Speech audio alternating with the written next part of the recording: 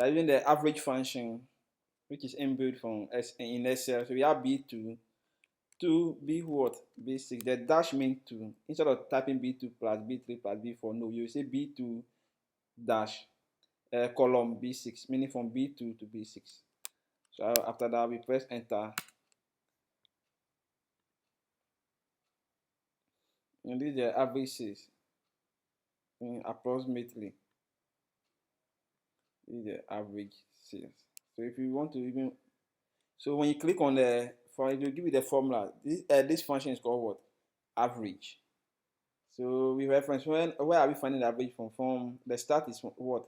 Cell B2 to what? B6. So we supply average equal to average, and in bracket the range, the cell range we have to compute the average on.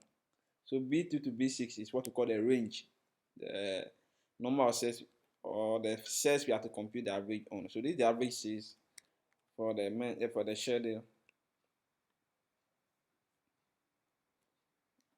Then let's find the minimum sale, the minimum sales per in the whole year, the minimum sale. So we have the minimum sale. So like I said before, Excel has an inbuilt function called min that can compute the minimum sales, minimum value in a range.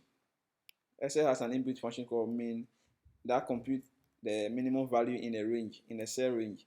So all functions and formulas begin with the equal to sign. Then we use the min function, min, not minimum, min. Then we supply the cell range we have to compute the minimum on. So we have B2 to what? B6, bracket close. We press enter. It gives us the minimum sale. The least sale in the schedule is what? 50. So from here, normal mathematics is also right that it is 50. That's the minimum value. May, that's the minimum sales, which is 50. Fine. So let's look at the maximum sales. The maximum sale in the schedule is what?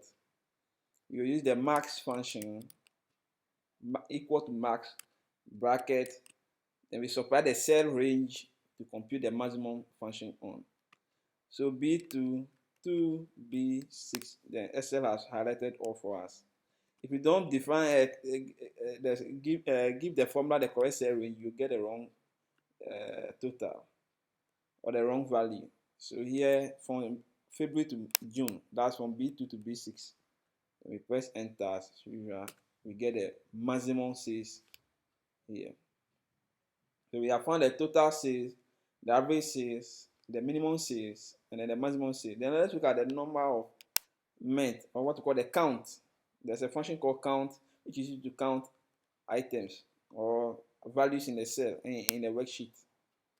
Values in the worksheet can be computed or counted as well. So we use the count function. We have what we call the count if as well. Count if, that's a conditional count. Count all sales that are less than 100. We want to do that, we use the count if. So the count is also an inbuilt function in Excel. So we use the thing count. Then you see it's asking for which value, so you can select from B2 to what? B6. How many items are we counting? We have 5 months. So this is the function here, and it gives us 5. From February, March, April, May, June is 5. There are 5 months. So we count 5 months.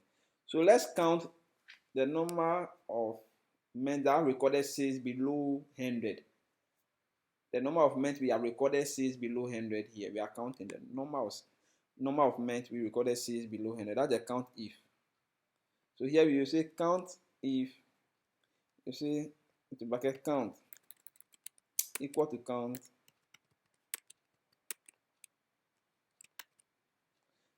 if we are counting all.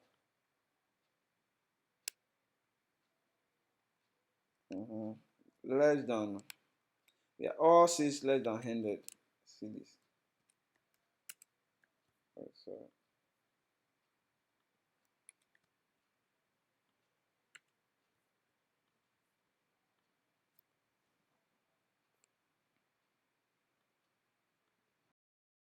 count if